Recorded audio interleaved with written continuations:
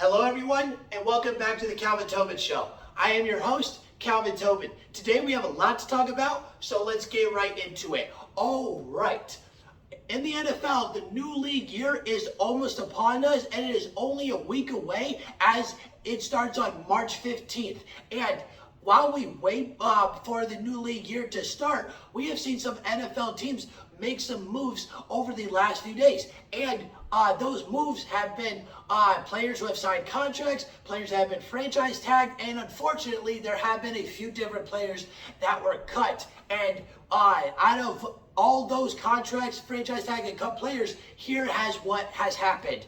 The New Orleans Saints signed Derek Carr to a 4-year, $150 million contract. The Seattle Seahawks signed Geno Smith to a 3-year, $105 million contract. Then we saw the New York Giants sign Daniel Jones to a 4-year, $160 million contract. Then after that, we saw the New York Giants franchise tag Saquon Barkley, the Las Vegas Raiders franchise tag Josh Jacobs, the Dallas Cowboys franchise tag Tony Pollard, then the Jacksonville Jaguars franchise tagged Evan Ingram. And unfortunately, the players that were cut were the Minnesota Vikings had cut Eric Kendricks, longtime linebacker, so now they're going to have to look for a linebacker in the draft. And the other player that is looking to be cut is the Kansas City Chiefs are expected to release Frank Clark, so it's only a matter of time before that situation officially plays out. And out of all of what has transpired over the last few days, the one thing that has been talked about the most is the non-exclusive tag that the Baltimore Ravens put on their franchise quarterback Lamar Jackson. And Lamar Jackson's non-exclusive tag, the money he will be making off that tag will be $13 million less than what he should be making and what he is well deserved of. He will be making $32 million this coming year, and in which it should have been $45 million. And because of what the Baltimore Ravens have done to Lamar Jackson, not giving him his money, not giving him a 3-4-5-year contract with hundreds of millions of dollars guaranteed right behind it, this shows that there's a great chance by this time next year in the 2024 offseason, Lamar Jackson will be playing for another franchise, because Lamar Jackson is well deserved of a serious elite quarterback kind of money, because Lamar Jackson has done nothing but win. I get the playoffs, that's a different situation. But here's the thing. Lamar Jackson is a MVP QB, a unanimous one that he won back in 2019. He's a generational quarterback as well. This dude, if he had a #1 wide receiver, this dude would be winning a lot more. And he has a historical winning percentage to even start off his career. He's never had all the weapons that he's truly needed. He's actually had to use his feet more than he's had to pass the ball. And he's already now had 2 seasons of rushing for 1,000 yards as a quarterback, and he's already had the record for most rushing yards as a quarterback in 1 season. This dude knows how to win. They're just not giving him the weapons. Mark Andrews is the only weapon he has had over the last few years. Lamar Jackson has never had a true #1 wide receiver. If he did, his playoff record would look a little bit different. Instead of being 1-3, would probably be like 2-2, or maybe even 3-1, or potentially if he kept winning, it would be undefeated. But maybe, just maybe on the undefeated part. But Lamar Jackson, this dude can win at the most elite level. He knows how to win. He wants his money, and it is well deserved.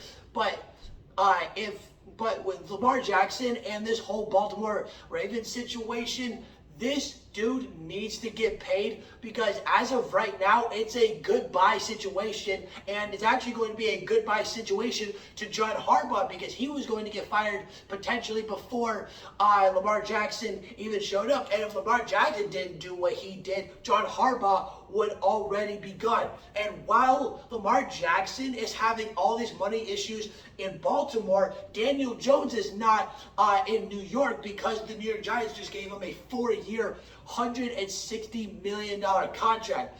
This dude, Daniel Jones, is lucky, extremely lucky to be getting paid this kind of money, $40 million a year. Daniel Jones should have never got this kind of contract.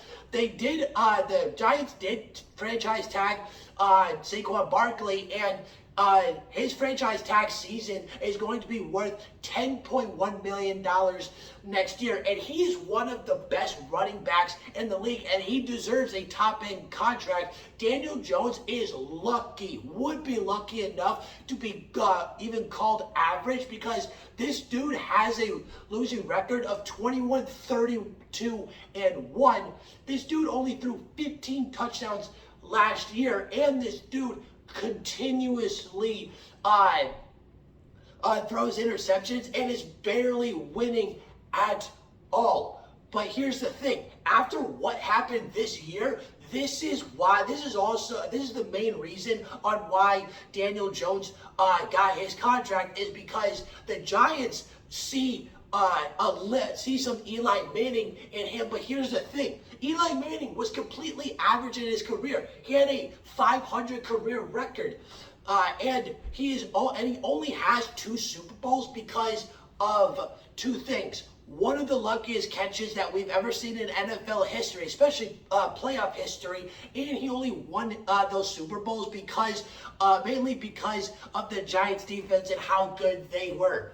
But here's the thing, with their new head coach, Brian Daboll, he made the Giants have a Cinderella season, and this is actually one of the main reasons why they gave Daniel Jones his contract as well, is because he improved Daniel Jones' game a lot. Because he cut down his interceptions. The touchdowns were exactly there, but he did cut down the interceptions by a lot because he only threw 5 last year. And this is also a huge reason too, is because over the last 5 years, the Giants could barely win 5 games. They averaged 4.4 wins over the last 5 years. And this year last year in the 2022-2023 season, Brian Daboll got the Giants to improve their winning record by 5 wins. He got them to a playoff, got to the playoffs for the first time since 2016, and a playoff victory for the first time since 2011.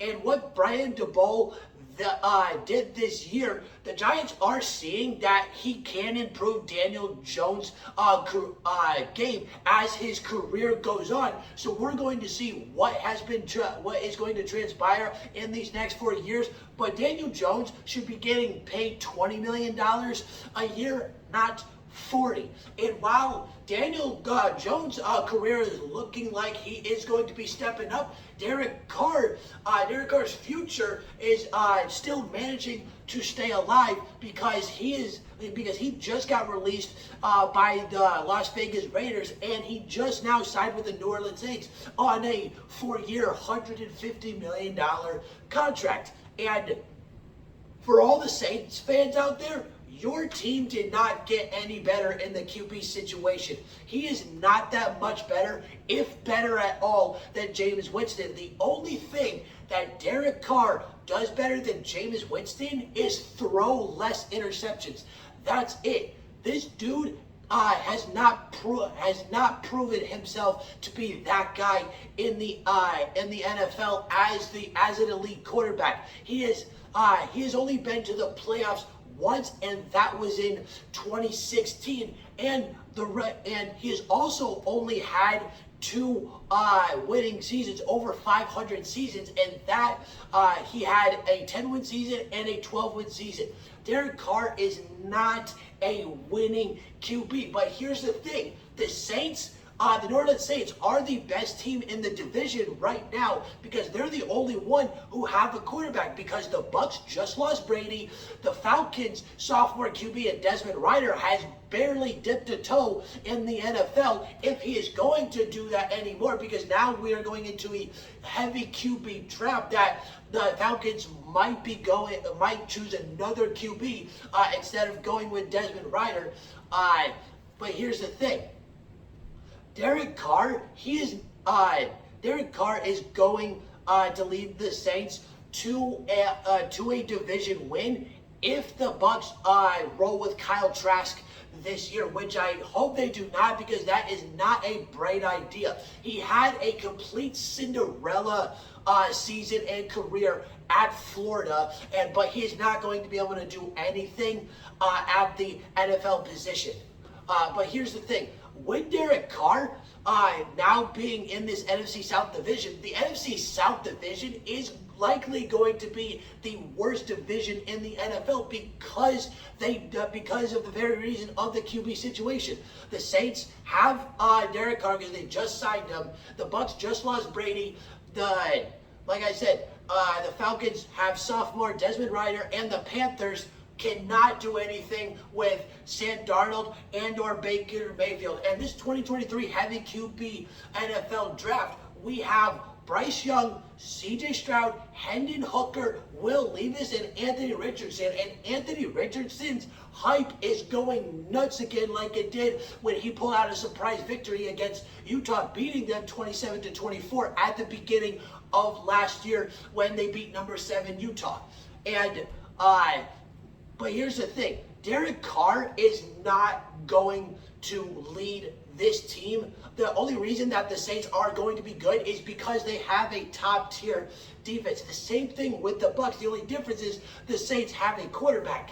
But here's the thing: this proves that Derek Carr is not a winning QB, and he's not going to help the Saints almost at all to win, because last year he went 6-9 with an offense that should have been in the playoffs. That easily should have been in the playoffs because they had a top 3 wide receiver in Devontae Adams. They had a top 3 tight end in Darren Waller. And based on what Josh Jacobs did last year, they had the best running back, and yet these Raiders went 6-9. Based on that, based on what they had out on that field, the Raiders should have at bare minimum 9 wins and at most 13 wins, if that. That's because of that kind of offense. Derek Carr is not a winning QB, and he has never proven that. And so far, because of him now going into his 10th year into the league, his talent and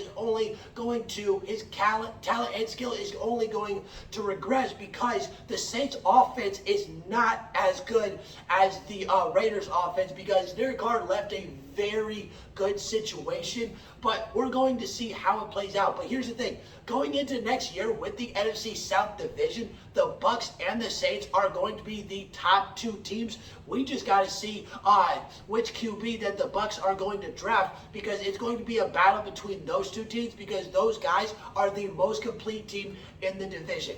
All right, that's the end of the Calvin Tobin Show. Please subscribe to my channel at Calvin Tobin Show so you don't miss out on any sports media. And please follow me on Instagram at Calvin Tobin Show so you don't miss out on any sports news whatsoever. And I'm out.